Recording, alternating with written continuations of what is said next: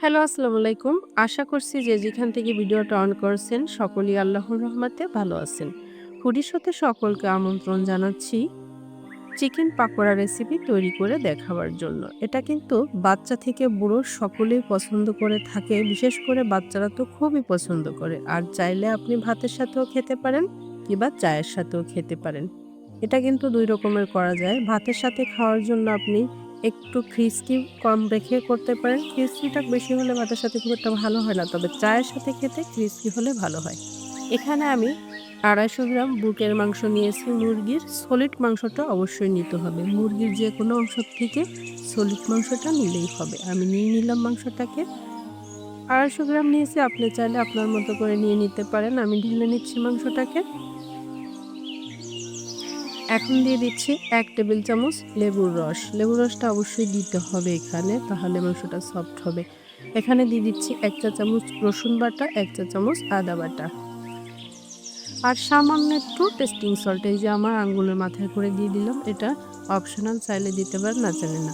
লবণ দিয়ে দিচ্ছি স্বাদ মতো, আমি 1/2 চা চামচ দিয়ে দিলাম। আর এখানে দিয়ে দিচ্ছি ধনিয়ার গুঁড়া 1/2 চা চামচ। এটা পরিমাণ মতো দিলেই হবে।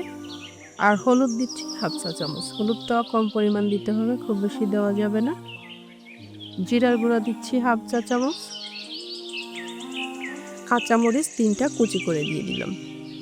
আর টমেটো সস দিয়ে দিচ্ছি ২ চা চামচ।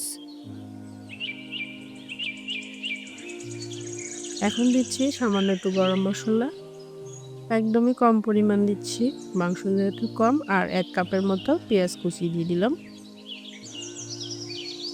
দিয়ে দিচ্ছি ধনের পাতা 1/2 কাপের মতো। আর এখানে আছে বেসন, বেসনটা 1/2 কাপের মতো দিলাম, এটা আমার ঘরে তৈরি করা ছিল। আর এখানে দিয়ে দিচ্ছি বেকিং সোডা 1/2 চা চামচ। দিয়ে এখন এটাকে মাখিয়ে নিব। তবে এই পর্যায়ে আপনি চাইলে অবশ্যই চালের গুঁড়াটা দিতে পারেন যদি ক্রিস্পি খেতে চান। আর ক্রিস্পি না খেতে চাইলে অবশ্যই আপনি এমনি এরকম করে মাখিয়ে নিতে পারেন। আমি একটা ব্যাচ ক্রিস্পি ছাড়া ভেজে নেব, আর একটা ব্যাচ আমি চালের গুঁড়া দিয়ে ভেজে নেব। তবে ওই প্রসেসটা আমি দেখাবো না, আমি বলে দিলাম। এখন আমাদের মাখানো হয়ে গেছে। এখানে আমি আগে থেকে তেল গরম করে রেখেছিলাম, ওখানে দিয়ে দিচ্ছি। একটা ব্যাচ আমি চালের গুঁড়ো ছাড়াই ভেজে নিচ্ছি। তারপরে আমি একটুখানি চালের গুঁড়ো দিয়ে আরেকটা ব্যাচ ভেজে নিব। আর এটাকে ব্রাউন করে ভেজে নিতে হবে উল্টে পাল্টে। চুলার আঁচটা মিডিয়াম টু লোতে রেখে ভাজতে হবে। হাই আঁচ দিলে কিন্তু উপর দিয়ে পুড়ে যাবে, ভিতরে কাঁচা থাকবে। এভাবে করে আমি উল্টে পাল্টে ভাজিয়ে নিচ্ছি সুন্দর করে। একটু ব্রাউন হলেই আমি নামিয়ে নিব। একটু কাঁটা চামচ দিয়ে একটু উল্টে দিচ্ছি।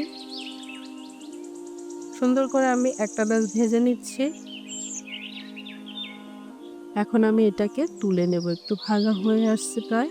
এতে এরকম একটা কালার আসার পরে আমি তুলে নিচ্ছি।